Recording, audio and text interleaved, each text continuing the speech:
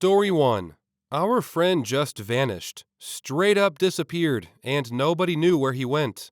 I was on a 2-week school trip back then, so I was more disconnected from the whole thing. But apparently his parents had divorced. Only one person got the info very late, and he wanted a short break to gather his thoughts. He even had made plans with our other friends to meet after said time, only to just not do so. He stopped answering everyone, abandoned every account he had, and just stopped being. The friend who got the memo and myself had suspected for a while that he might be depressed, due to his slowly growing drinking habit in the evening and subtle change in personality. We even voiced our concerns back then, which he, according to his own words, appreciated. Those of us who could would try to visit him often and look for him at home, only for his new roommate to just turn them away with, "He isn't home at the moment." Don't know if he delivered the memos or gifts we left either. I understand if he didn't want to be friends with us anymore. Anyone has the right to do that and doesn't have to justify it. But since the change came so suddenly and concerned everyone, especially since he wasn't doing well, everyone was really worried. A few months later, one of our other friends met him surprisingly at a work event, where he tried to talk with him. He was miserable and not looking good, but alive, which to some extent calmed some of us a bit. According to our friend, he was indeed depressed and was trapped in the non-stop downward spiral, where he couldn't answer his friends but wanted to, feeling more and more ashamed of himself, and withdrawing even more. My friend tried to calm him, and apparently had a good talk. They even made plans to meet again, only for my friend to cancel due to a personal emergency. After that, our missing friend didn't respond again. Shortly after that, there was a huge fight with some other friends of the group, completely unrelated, but the stress from said incident didn't help, which split it definitely. It was pure chaos and a stressful time. I mean, we still talk separately together, do stuff now and then, and even added new friends to the group, but it's not the same anymore. Also, it might seem rather silly, but I still write to my missing friend from time to time. Don't know if he gets them though. As long as he doesn't tell me to quit, I will continue to do so. I miss him dearly. Sorry for the long rant. It's been 2 years, but I just realized how much this has affected me. I just hope he's doing better. Everything else is not that important. Story 2. Our gaming group lived in the same apartment complex, so we were forever wandering back and forth from each other's places. My husband and I had moved to another place. Around the same time, 4 of our friends started having landlord troubles. We found out there were empty apartments at our complex, so we told them to check the place out. They liked it and decided to sign a lease. Less than 24 hours after they moved in, they were victims of an armed home invasion. 2 were shot, thankfully non-fatally, but both of them are disabled for life. While the 2 that were shot were in the hospital, the other 2 moved in with us. They were, to say the least, bad guests. We were finding soda cans and candy wrappers stuffed in sofas and hidden behind furniture for months afterwards. When they moved back to their apartment, they took advantage of the apartment manager's pity and scammed months of free rent out of them before they said enough is enough and told them to leave. They had completely trashed the apartment. On top of it, they told the company coming after them for the rent that the 2 injured guys were still on the lease. They were not, and should go after them too. The other guys had to spend their recuperation time trying to prove they weren't liable for that rent. Of the 2 that weren't injured, 1 went back to their home state. The other moved back home and cut contact with everyone. One good thing did come out of it. The 2 guys who were shot started hanging out more often with each other. One guy's sister made friends with the other guy. Then they started dating. They've now been together for over 10 years and have 2 kids. Story 3. It was my friend group / D&D group. Last year, literally 3 days before our next session, I got a message from a former player and ex of the main character in this story, with a link to a news article from a paper in our state capital, that her ex had been arrested. I read it, only to find out that he had been arrested for being in possession of hundreds of images of CP. Killed his character, made sure the rest of the group and even our local game store knew. He is banned from the store, and we haven't seen him since. And if he's smart, it'll stay that way. Story 4. The girlfriend of my friend Bob announced to our group of friends that one of our friends, let's call him John, tried to kiss her at a party where Bob was not present. John denied that he ever did such a thing, and he said that it was her who actually tried to kiss him at the party. But when he refused, she became mad at him and said that she would destroy his life. We didn't have any proof that either story was true, so half our friend group decided to side with Bob and his girlfriend, while the rest of us sided with John. This created a divide in our group, and things were weird for quite a while. But around 2 months after this incident, Bob found out that his girlfriend was doing it with a coworker and broke up with her. Now, this still doesn't prove who was telling the truth regarding the attempted kiss in that party between her and John, but now everybody believed in John's version. Unfortunately, this caused a huge crack in our group that never fully healed. Despite his ex cheating on him with a coworker, for some reason Bob still believed in her version of the story and never tried to make amends with John. Also, the part of our group that initially believed in Bob's girlfriend's story tried to apologize to John, but John never accepted their apologies. He was angry because some of our friends decided to believe in an unknown girl. She was Bob's girlfriend, but she was never part of our group. We knew very little about her, instead of believing him. Some of our friends that sided with her knew John for more than 10 years, yet they didn't believe in him. So, in the end, she didn't destroy John's life like she had promised, but she did destroy our group of friends. Regarding them believing someone they hardly knew over a friend of 10 years, it seems people are inclined to believe the version of events they hear first. It can be difficult to get people to change their minds once there's an idea in their head. It might also be a gender bias, in that they feel it's more likely the guy hit on the girl rather than the girl hitting on the guy. Story 5. My friend A was clearly not mentally well and became obsessed with my friend B. A was always going to B's house and always calling and texting. It got to be a bit much, and B wanted distance, but A could not take the hint. A got a little crazy, and B ended up needing a restraining order. I was still close friends with both of them for a while after that, but it kind of demolished our large friend group. That all went down about 14 years ago. Last I heard, A got help and got her crap under control. I think they even made up at some point. Story 6. I liked my friend A, and I eventually told her. I was sure she felt the same about me. She said she didn't. We stayed friends and continued on like that conversation never happened. A few months later, I met a girl, J, and started dating her. My friend A apparently did like me and was now jealous. A starts stalking on Facebook and sends weird messages to my girlfriend. Things like asking what it's like to date me. Are we really dating or are we just sleeping together? How am I in bed? I ask A about it, and she lies, saying that she didn't send my girlfriend anything. I tell her I'm currently looking at the messages, and she loses her crap and I block her. I haven't seen A or talked to her since then. She starts talking crap about me to our mutual friend D, who believes her. D is also friends with J. His roommate, S, also a friend, stands up for me, but D gets mad at S, saying she's just standing up for me to make him mad. And then he moves out. I lost my friendship with A. D lost friendships with J, A, S, and myself. D eventually saw the truth, but it just wasn't the same anymore. My friendship with D started in elementary school with a mutual friend, and we lived a block away from each other. We literally grew up together. At that point, we had been friends for over half our lives, and it was all gone in a day. Story 7. I've had a group of buddies, 4 of us total, since high school. We all ended up in college together. I brought a girl into the friend group.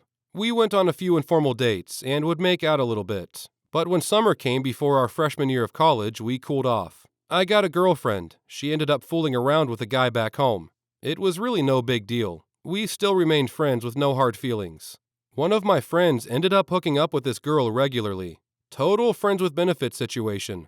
I was glad. Now, there were really no hard feelings or jealousy, because I was with my girlfriend, and she had my buddy to have her fun with. We noticed our third friend ended up getting really distant and resentful. 3 years later on a road trip, he gets drunk and confronts my buddy. He was madly in love with my friend, my buddy's FWB, and felt betrayed to find out my buddy was sleeping with her. We basically brought this incident to friend court. All 4 of us had a trial, and really gave our friend a piece of our mind. He was way out of line to be so upset about a secret crush he told nobody about, and a crush on a girl he had no exclusive dibs on. Story 8. I busted my buddy's, Josh, girlfriend giving a different buddy, Kyle, a BJ. I told her she needed to tell Josh or I would have to. The two buddies were hanging out when she called and told him she sucked Kyle's dick. Josh pointed to Kyle and said, "You." Kyle instantly collapsed and had a seizure. He had to spend a couple of days in the hospital. Josh broke up with his cheating girlfriend and reconciled with Kyle. Story 9. Oh, it's so embarrassing. Twilight came out when I was in middle school or so. One of my then friends, friend A, had the book, but didn't want to loan to me because it's her thing. I was also very poor, and the library didn't have it. Another one of my friends loaned me her copy instead. The other friend threw a tantrum, kept it up for weeks. The group split in two. There were those who thought I shouldn't have bothered to read the book, even though I read books like they were water, to avoid making friend A mad. And there were those who thought friend A was childish for thinking she owned the rights to reading a book released to the public and could prevent others from reading it. My sister nearly got into a fist fight with friend A over it, for treating me so poorly. Story 10. My friend went drag racing, drank, passed out, and got arrested and removed from a hotel all in the same night. He ended up paying a fine that was equal to the amount of money he made that summer at his part-time job. Story 11. My husband's friend's wife swapped a few times. Both were stupidly trying for babies at the time, too. One girl got pregnant, and they couldn't be sure who the father was. She wanted to wait to find out, but the other three pressured her into having an abortion. She spiraled after having it, and ended up in a mental health facility for a few days. The next month, the other couple fell pregnant and kept the baby. The other couple didn't stay together post-abortion, and they're both still single living in different towns, unable to find someone. It was all really sad. Story 12. Two of them decided to start a small business. One of them left the other for about a month to take a seasonal job at a firm. The other guy has always been too inconsistent with contact throughout life and didn't keep up the business. They got into fights over the direction of said business and never talked to each other again. Months later, two different people that were a couple got jobs in different cities and tried to make things work long distance. She became distant, and he later found out she was seeing other guys while they hadn't officially broken up. She claimed he'd become distant and careless with her. I seriously doubt it. They broke up. After a few more months had passed, he finds out she's been visiting the hometown more often to see three other guys from the group. Allegations say they were trying to make moves on her. Civil war breaks out, and the group breaks up, with some people taking her side and me, and others taking his. We never talked to the other faction after that. Finally, another friend gets flirty with me, so I go for it.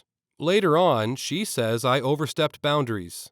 I apologize, she forgives me, and we declare we're just friends from now on. Then one night, she gets tipsy and kisses me. Days later, I confront her about it, and I ask her what she feels about me. She stays set on remaining as friends.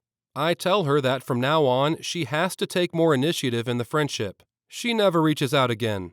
That's life, Betty. You say hello, you walk alongside someone for a while, and then you say goodbye. Story 13. There's this one girl I met through work who we all refer to now as the common denominator. She introduced me to all her friends, and my current boyfriend, who introduced me to all of his friends. So I am grateful for that. However, after about a year, her boyfriend would walk around saying how much he really disliked her and was planning on breaking up. None of us really understood why, until we witnessed her get raging drunk and attempted to push him down the stairs to their flat in front of all of us. On top of this, they would have screaming arguments whenever we all went out for drinks or dinner together. She cannot hold a job, and it turns out he was funding her entire lifestyle, including her obvious weed problem.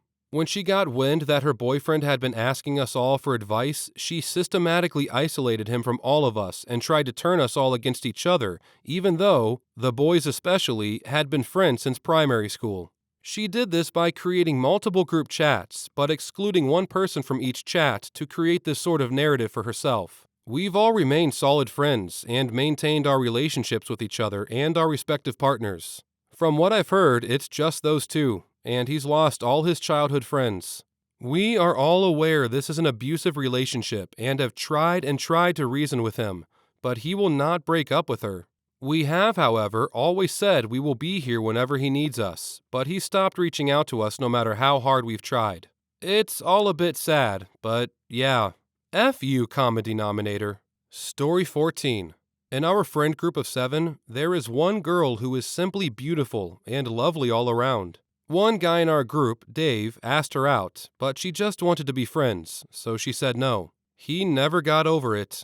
He recently got a girlfriend, and after dating her for about 4 months, he texted the girl in our friend group, "I'm sorry, but I can't talk to you anymore. There is a reason why I'm doing this, but I can't tell you right now." He cut all contact with us, but only messaged the girl.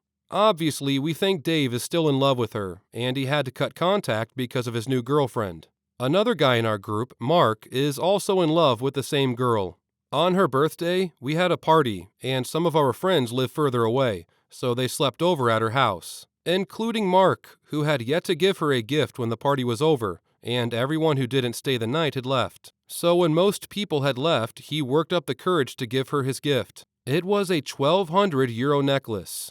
Mind you, she had no idea Mark was into her before this, and she was not into him. When she got this expensive present, she had no idea what to do with it. She awkwardly thanked him, and didn't make a big deal out of it. He told me it was a stupid idea, and it was super uncomfortable being around her the next day. Now, I have a question for the readers. Would you wear an expensive necklace a casual guy friend who was in love with you bought you? Story 15. Someone was attracted to another friend in the group. Problem was, the dude has never talked to her, or really any women in his life. Not that there's anything wrong with it, but he's over 30 and is still a virgin. One time it was just him and I, and he was talking to me about her. Confessed his feelings and asked for advice. The thing is, she's not attracted to him, and everyone knows this. His conversation started getting a little creepy despite my efforts to hint at him that she doesn't like him that way. He kept going on, and it was really weirding me out, like stalkerish behavior.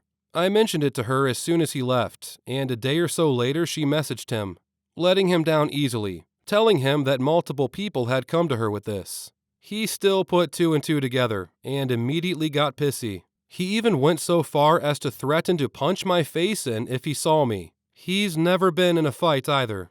I told the friends who had told me about this threat that if he even attempts to do anything to me, I'm dropping him faster than he can blink. He continued to be creepy with her for a few months before giving up, despite her blocking him and everything. He now very rarely participates in anything, and if either I or this girl show up, he shuts down, stops talking, and gets sullen, and eventually leaves. A lot of us are sick of his attitude, and we've slowly stopped engaging with him. The last thing I remember him doing, and it was still weird, was getting another male friend in the group beads as a birthday gift. Story 16. A person I kind of considered a friend made a series of online threats against me and other people I knew over really trivial stuff, like serious threats, bullying, intimidation tactics, etc. This person is now facing full-on expulsion from not only our friend group, but also the club we're all members of, which is gonna drive them nuts, because they're all about status and position, and who they're connected to.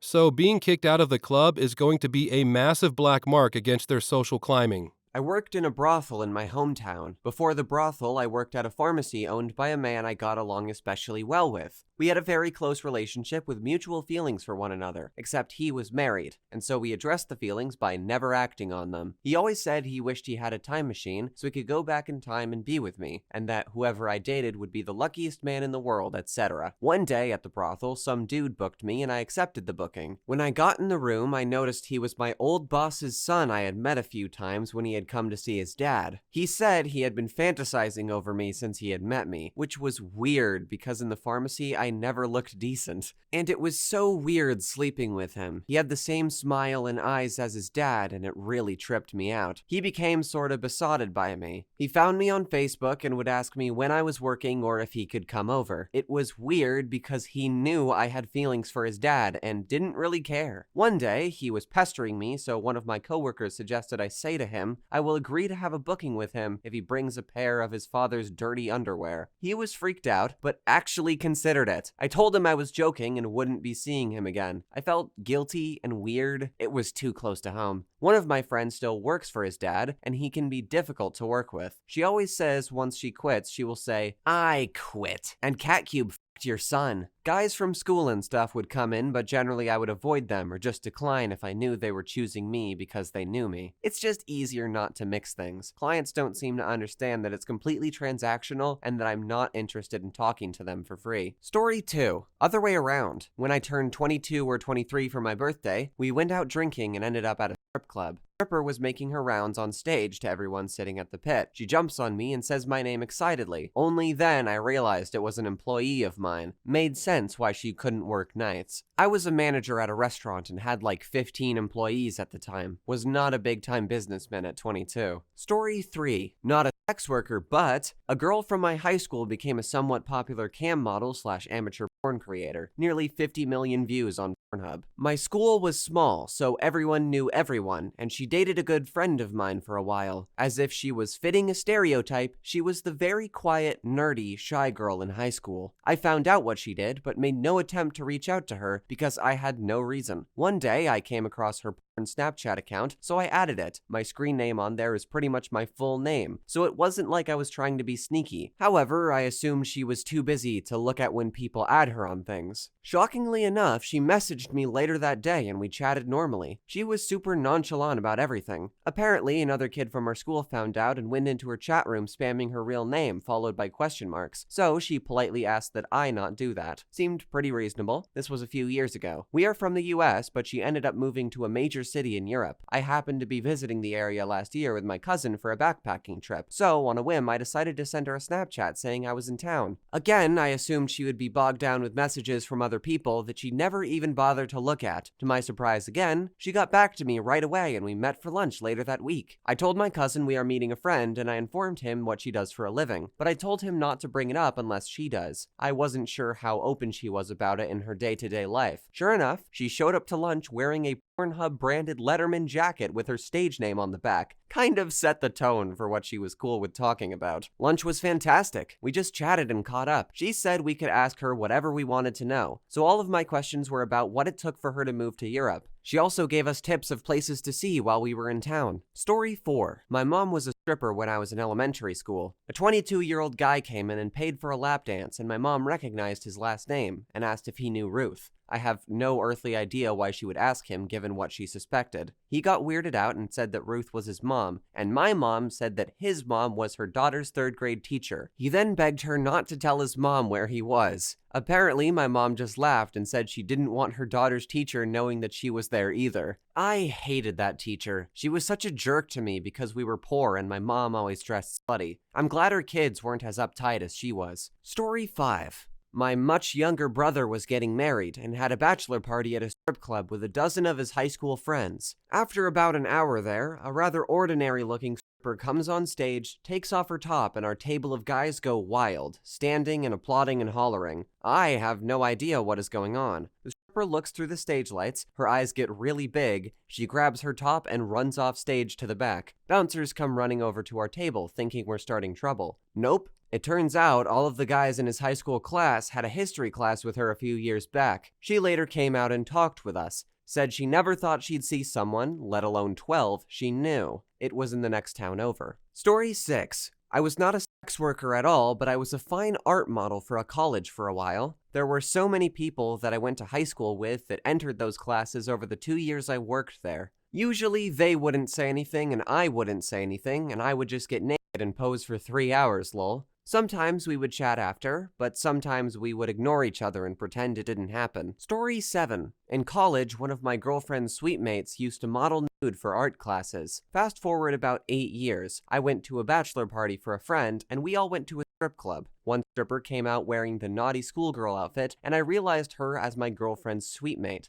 As I was turning to tell my friend, the groom, that I knew her, he turned to me and said that he knew her. Turns out that when he managed a restaurant, she was one of his servers. His brother thought this was hilarious and paid her to do a lap dance for my friend. She had a great figure, but my friend never took his eyes off hers to where she would see him looking at her body. Even when she turned her back to him, he looked at the back of her head because he felt so uncomfortable. Story 8. In the mid-90s, my friends took me to a strip club for my bachelor party. A few cocktails and a few stage shows in, and out walks an ex-girlfriend of mine. She was stunningly beautiful, but bat crap crazy. My friends desperately tried to get her to give me a lap dance, offering her 5 times the normal rate, but she refused. She said it would be too much of an emotional strain for her, considering how intense our relationship was and ended. She ended up sitting with us between her floor shows and lap dances just chatting. She had actually gotten married, and this was a way for her and her husband to save for a house. About halfway through the evening, one of the other dancers grabbed me and pulled me up on stage and whispered into my ear, "Are you wearing underwear?" Which I affirmed. She pulled my pants down, sat me on a chair mid-stage, and another girl loosely tied my hands behind my back. Each girl took turns giving me a lap dance up on the stage. Turns out my ex paid them all for a lap dance and arranged the entire thing. Funny end to the story. After that event, I was at work on the sales floor of a local big box retail chain working, and in walks my ex. We chatted and have a good laugh. My lunch came and I went out into the mall towards the food court, and my ex came up beside me with a bit of panicked look in her eye. She slides her arm under mine and leans in and kisses me on the cheek, saying, "Let's go get that hot dog now." Befuddled, I walk with her towards the food court, and she proceeds to tell me one of her regulars was in the mall and he was stalking her. She told him she was married and he didn't believe her, so I got to play the part of her husband. I walked her out to her car after the hot dog and a leisurely chat to make sure she was safe, and never heard from her again. Story 9. When I was a cam girl, I would have many guys message me saying they were my cousin or something. They were not, just trying to play out a fetish, and I wasn't into it. So then one day, a guy in the main chat said that he knew me and his name was AJ, fake name. I was like, yeah, right. I've only ever known one AJ. If it's true, what's my name? And sure enough, he put my real first name right there in the chat. We were in a youth group in church together almost a decade before that. He became a regular.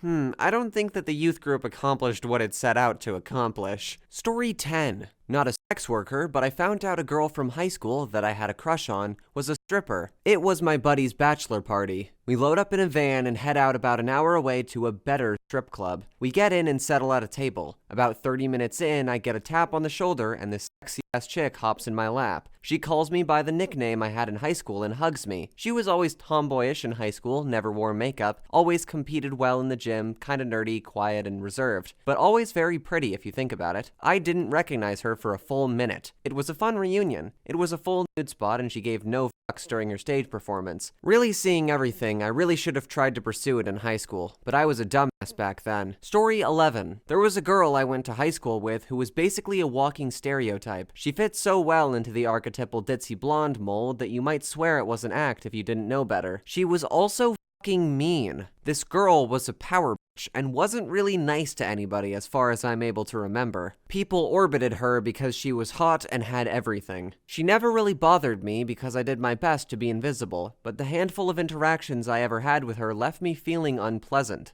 Turns out she wound up being a pretty lucrative for later in life. I bought a lap dance from her, and while being nice is part of the job, it really did feel like in those brief few minutes that she did have a genuine personality shift. She was way more laid back. You could even hear it in her voice. She even commented about how she wasn't a bitch like I used to be, and I have nicer tits. It was a genuinely fun interaction. She seemed happier in comparison to the person I remembered. Story 12. Kinda, sorta along the same lines, I guess. Once a friend wanted me to go to a strip club with him located outside a small town in Alabama. A young, really young looking girl got on the stage and he told me, "Look at her, isn't she the prettiest thing you've ever seen?" I said, "Yeah, but she seems like she's too young to be working here." "Don't worry, she's 18. "How do you know?" I asked. "She's my niece." I felt uncomfortable after that. In case it sounds weird and some people may wonder, it happened in a small club way out in the county outside a town named Harvest Allah.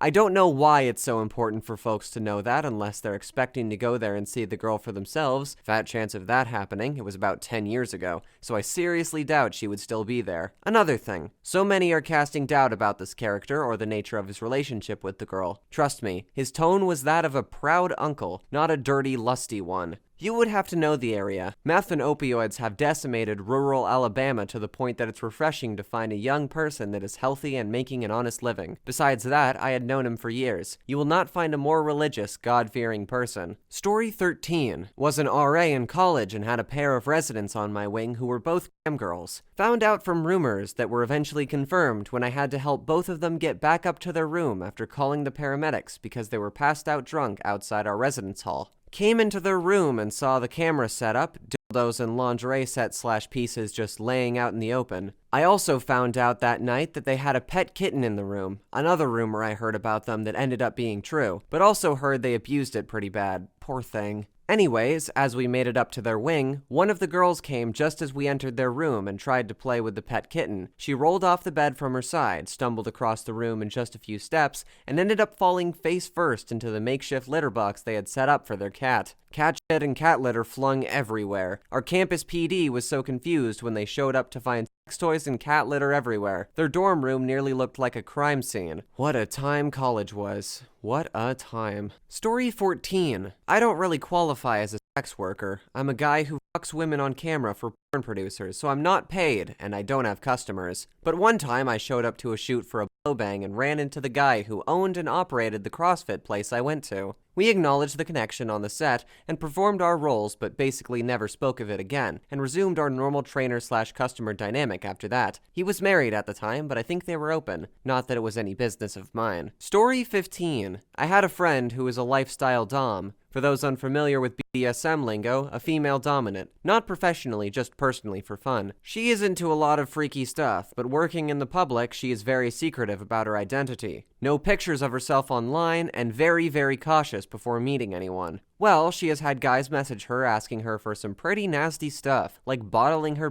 piss and selling it to them, or even making a shit sandwich on one occasion. Yes, an actual shit sandwich. Well, the fucked up part is, she messages with these guys, and they, without her asking, reveal all sorts of personal details about themselves, like where they live or work, and they would send her photos of themselves. On more than one occasion, she has run into one of them at work, and they had no idea it was her. She recognized them and thinks to herself, this guy that begged me to make him lick his own cum off my feet, and he has no idea who the fuck I am. It would just make her feel even more powerful. Although she remained perfectly professional in their interactions, but may have acted a little bitchier than she normally would because she knew they liked it. For the record, she never did / sold any of these things. They were just requested by people she was chatting with. She is not comfortable with these things, like the shit sandwich, but it doesn't stop people from making these requests. Just gonna jump in here and say that what people like in normal everyday interaction and what they like in the bedroom are most certainly not the same thing. Story 16. Not exactly someone I knew well, but I went on a Tinder date with a guy, went to see a movie, nothing exciting. Nice enough guy, but no chemistry at all, so didn't stay in contact. Opened my hotel door to my client one night to see him standing there, but didn't react to the fact that I knew him because there's not a single person who knows what I do. Spent the entire booking telling me how sad he was that we never caught up again, and how he knew it was me when he saw my photos. Photos were blurred and face cropped out, but I've got distinguishing hair. And how it must be fate. Played dumb the whole time because this guy knew my actual identity and eventually asked him to leave because of how uncomfortable his behavior was making me. Story 17. My bisexual friend was getting married to his wife a few years ago. For his bachelor party, we hired a male stripper for him, as his farewell package. We thought the wordplay was just excellent. All of our friends are straight guys, so instead of picking out a stripper for him, we just called up an agency, told them the situation, and they sent someone. That someone was his stepbrother that he doesn't really get along with. It was pretty awkward. He was more professional than I think any of us expected him to be.